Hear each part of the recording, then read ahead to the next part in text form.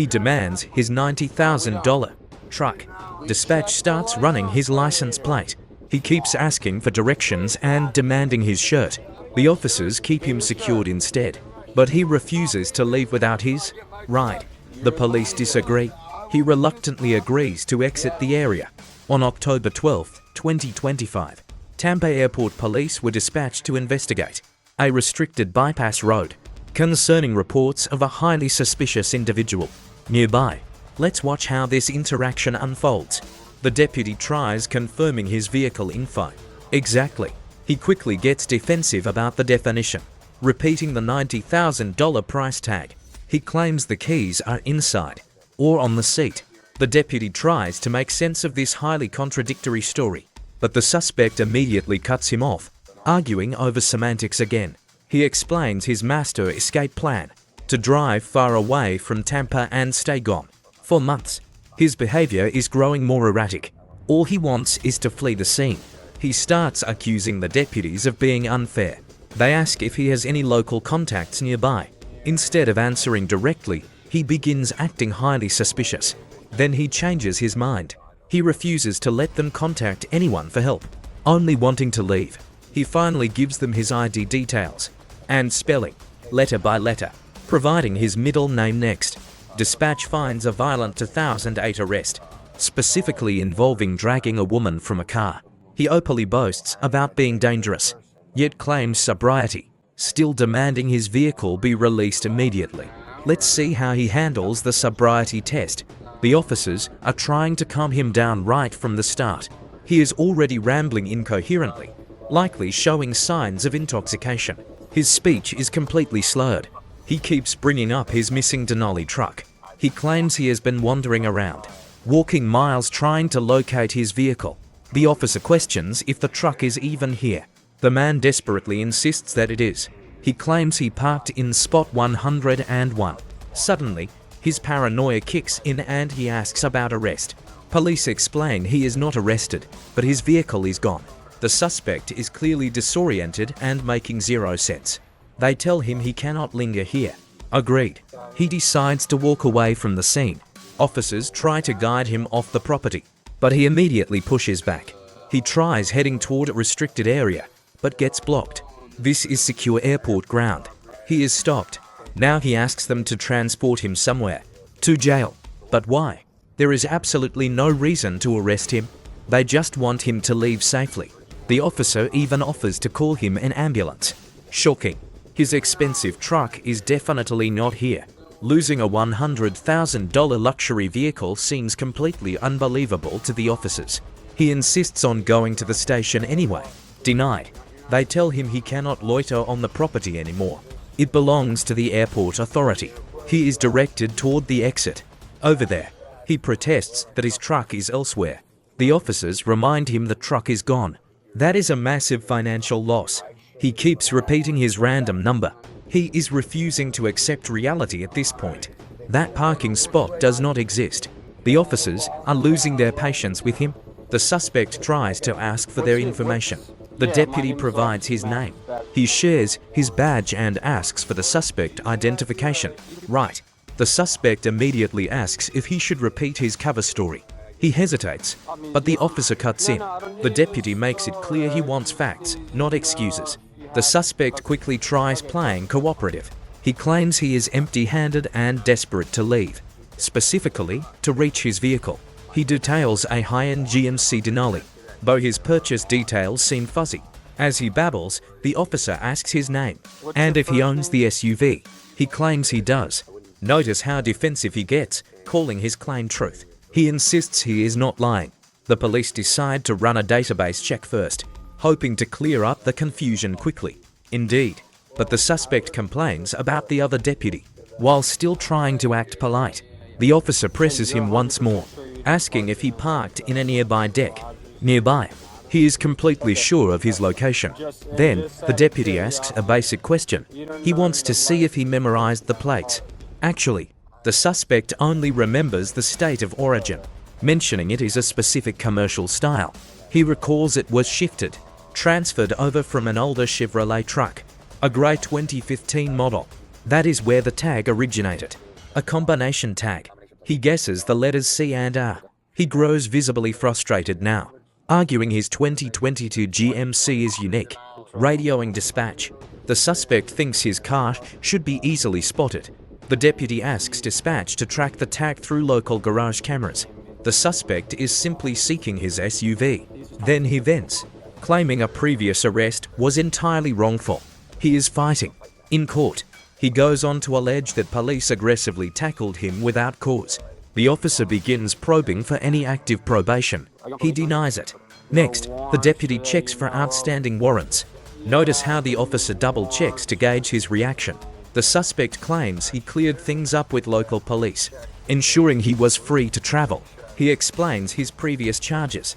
He finds a $10,000 trespassing bond highly unusual. He asks for their opinion. Knowing they cannot answer, he answers for them. He tries to flatter the arresting officers. This compliance tactic involves sucking up to local law enforcement.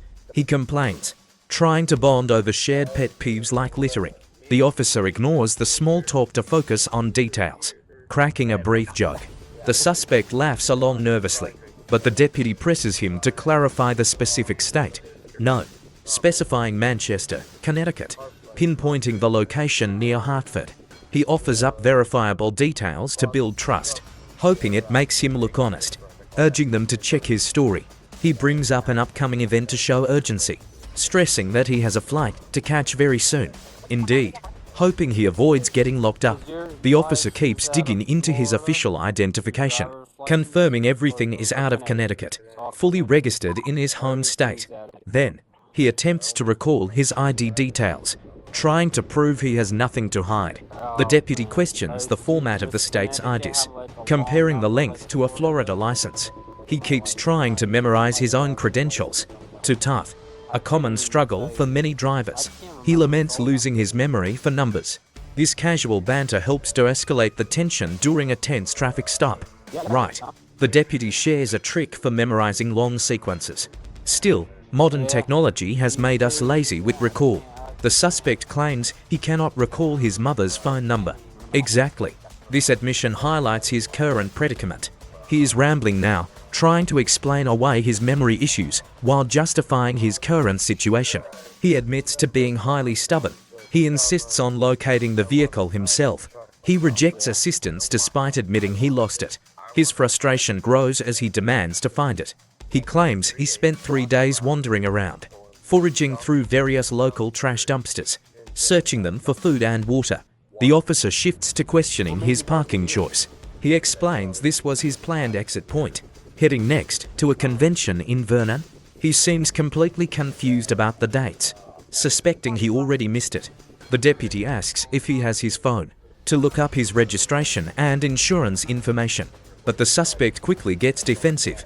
Notice how he angrily reminds the officer that he lost his phone. Dispatch chatter interrupts. Officers coordinate to check database records. Checking system access, the suspect tries to walk away. The deputy asks if he is leaving the property. He adamantly insists that he is completely sober. He gestures toward the exit. He recalls seeing a green sign with the number 101. The deputy acknowledges this detail. This clue points toward a specific local business, clarifying what he meant by a green plaque, wondering if the sign was mounted high up. Watch how he explains his professional background to build credibility, referencing the industrial doors nearby, claiming this is his specialty, explaining why he was surveying the outer perimeter of the site, claiming he wanted to find local work. He noticed several commercial vehicles parked there, believing it was a designated contractor area. Therefore, he parked there under the assumption it was for construction workers. On the ground level of the facility, he recalls seeing a blue utility trailer used for storing construction equipment nearby. Let's watch as a clearly disoriented man tries to locate his lost truck. He genuinely believes he is close. He insists on wandering on foot despite being completely lost. Notice how he clings to minor landmarks to convince the officers, pointing aimlessly. His frustration is starting to show. He starts asking the deputies for help identifying the exact parking lot zone. He is rambling now. He brings up another spot, completely confusing the location. He is looking for a specific marker to anchor his fading memory. He mentions a canal. He tries to brush off their concerns. Ironically, he tells the deputies not to get upset. He pauses, realizing the officers are taking control of the situation. The officer steps in here. Let's look at how the officer tries to prevent trespassing here. They cannot allow him to loiter on the property without a registered vehicle. Agrees. The deputies offer a ride to speed things up, which is a smart de-escalation tactic to keep things peaceful. If they fail, they will simply transport him off the premises. This ensures he is no longer trespassing on restricted airport grounds. He surprisingly accepts. He has no issue sitting in the back of a police car. He actually tells them to lock him up. The officer quickly reassures him that this is not an arrest. They just need to follow safety protocols. Before letting anyone in a cruiser, officers must check for weapons. Complies, allowing the search. The deputy plans to pat him down outside before guessing where the truck is. Based on his description, the officer thinks he recognizes the spot, somewhere nearby. But the suspect is still highly confident in his own direction. He trails off. The officer asks exactly when he left the truck. He claims it has been sitting there for 72 hours. He has been sleeping in the bushes. He has been eating dumpster scraps just to survive, doing whatever it takes. Clearly, he did not pay for any parking. He just abandoned the vehicle in a random spot. He freely confesses to this. Our suspect is spotted. The deputy is working to secure the business. These are heavy steel security doors. A padlock is clearly visible. Now, let's watch how the deputies handle this. The deputy moves him to another area. His vehicle might have already been towed away. Nothing is confirmed yet. The deputy politely escorts the suspect over to begin a routine pat-down. Officers always ask about weapons for officer safety. Surprisingly, he admits to carrying items in his pockets. The officer presses for details. He claims it is just vape pens and patches. Classic minimization. Also, he says, officers frequently find unexpected items during these searches. The deputy spots something suspicious. He tries to use humor to deflect the deputy's questions. Wait, documents. Suddenly, his memory seems to fail him. The suspect quickly gives consent, trying to appear fully cooperative. Polite. The officer pulls out a rock. He explains that the stone is for his peace of mind. Interesting. The deputy decides to play it safe and set the stone aside. Everything is going smoothly so far. As we know, heavy stones make deadly weapons. He knows. The suspect reveals he served 7 years behind bars. He remembers how dangerous prison life can be. Surprisingly, the deputy also spent quite a bit of time working in corrections. They share a common understanding. The deputy knows exactly what improvised weapons look like. An infamous jailhouse weapon. A makeshift flail can easily be lethal. Time to transition him. The deputy preps him for the back seat. Almost inside, he carefully guides the suspect into the vehicle. Secured. Surprisingly, the suspect remains polite and grateful. A remarkably cooperative arrest overall. Today we are looking at a wild claim about $90,000. A highly unlikely story. Even the officers seemed highly skeptical of his claims. Still, they tried to assist. They actually gave him a ride to a nearby restaurant. The suspect asked to go to IHOP, but first, they handed him a trespass warning. Let us look at how fast he broke it. He went right back to the restricted zone. Officers showed incredible patience here, offering him one last warning. They commanded him to sit on the curb. The suspect, however, remained completely uncooperative during this. They kept offering an easy exit. Just walk. Instead, he demanded his fictional $90,000, which obviously did not exist. He refused to budge without the cash. That stubborn attitude left them no choice. They officially trespassed him from the airport property. The warning was clear, yet he still stood his ground. Watch how he refuses to take the easy way out. He chose handcuffs instead. Officers repeatedly explained the situation, but the suspect kept trying to redirect. He ignored them. He wanted to stand. Then he started hurling childish insults at the deputies, throwing random nonsense at them. Completely bizarre. Finally, he asked for his shirt while stalling. They let him grab his things, but he still insisted on getting his truck. A truck they repeatedly told him they lacked. His behavior grew more erratic by the second. He kept pacing around. testing the officer's limits. He kept claiming they had his vehicle hidden. The deputies had already run his license plates. There was no truck, yet he kept arguing with their facts. Talk about delusion. At this point, patience ran out. It was time to put him in cuffs. Done. He's an adult. About his truck. He is immediately acting defensive, trying to play the victim. But the officers have clearly run out of patience. He continues to whine. Enough. Let's watch. The deputy tests his cognitive state with basic math. He struggles. They try to get him upright, but he keeps complaining. The deputy explains he needs to cooperate and stand up. He begs to stay down. Sitting is safer for everyone involved. He claims he is only trying to make things easier. The dramatic act continues. His $90,000 truck, trying to justify his intense anger. The police already ran the plates. They spent hours searching for it. He mentions green. He simply forgot his parking spot. Now let's look at how he tries to stand up. Or maybe not. He claims dehydration. He claims to have lived in the bushes for 72 hours straight. But the officers are highly skeptical. They ask why he kept quiet. They would have called paramedics immediately to help. The suspect insists he told them earlier that day, blaming the deputy. But the deputy has no idea.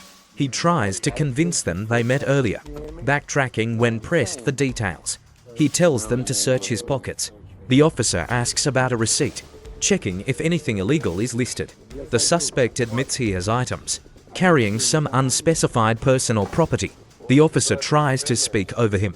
He asks standard safety questions before performing the search, checking for sharp objects. The suspect reassures him it is safe. The officer wants absolute certainty. Notice how the officer immediately establishes safety protocols to prevent any sudden movements. Standard pat-down questions. Cop makes it clear he wants no surprises. Angry. The suspect tries to downplay the danger. He takes his word. The suspect hilariously mispronounces Miranda rights. Miranda is not always required. He thinks this is an interrogation. He asks if he is under arrest. Yes. The officer explains. It is trespass after warning. The suspect claims he was leaving, but the body cam shows a different story. Completely. He tries to make another excuse. Police already gave him a free ride. He was warned not to return. That seems fair, but he disagrees. Unbelievable. They dropped him off at a restaurant and told him to stay away, but he did not listen. Instead, he harassed nearby businesses, local shops. Now the suspect shifts his story. He admits defeat. Big mistake. Now he tries discarding his contraband. The officer stops him. Evidence is secured. Too late. The cop asks about medical cards. He claims his marijuana is legal back home, but state laws differ, and he is confused. Jail staff will not accept his weed. He realizes he cannot keep it. Realizing he faces charges, he pivots. Contraband goes straight to evidence. Now he plays the ultimate sympathy card to avoid going to jail, blaming the officers for his arrest, repeating the emotional plea. But they gave him chances. Officers showed plenty of leniency. A free ride was his final warning. The deputy explains they already helped search for his vehicle, but the suspect immediately deflects, claiming he has been dehydrated. He accuses the officers of withholding basic water, trying to guilt-trip the deputies. No, he even claims their free ride was unfair. The deputy calmly maintains that giving him a ride was a kind gesture, but the suspect refuses to let the water issue go. They simply do not have any water, he replies sarcastically. As they begin to search him, the tension rises. The suspect immediately starts making excuses. The deputy orders him to cooperate. Watch how he dramatically throws his own body. He instantly denies doing it. The deputies try to de-escalate the drama. They call him out for slamming against the wall. The suspect acts offended. The deputy gives him a stern warning. At this point, the suspect starts rambling incoherently. He rants about his long journey, claiming he traveled for hours. He admits he is completely overwhelmed and stressed. The deputies acknowledge. He demands empathy, regretting he did not go to Albuquerque. He blames them for not advising him sooner. The deputy agrees, explaining that rational advice is hard to accept when someone is highly agitated. You have to handle people with patience and understanding. Ultimately, He was charged with trespassing. His final court date occurred on October 20th, 2025, where he received 9 days of jail time in Hillsborough County Jail, along with a permanent and total lifetime trespass warning from Tampa International Airport. Drop your thoughts down below and remember to like and subscribe for more police investigations.